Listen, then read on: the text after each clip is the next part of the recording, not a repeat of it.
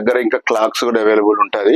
ఈ క్లాక్స్ కూడా all different clocks ఉంటాయి. దీంట్లో ఏరియల్ అనేది కానీ రకరకాల కంపెనీ ఉంటాయి. చాలా ఇంపోర్టెడ్ క్లాక్స్ కూడా అవైలబుల్ ఉంటాయి. ఇప్పుడు చాలా ఇంట్లోకి మన ఏదన్నా మన గిఫ్ట్ పర్పస్ ఇవ్వచ్చు, ఇంట్లోకి ఏదన్నా వాడుకోవడానికి ఉంటాయి.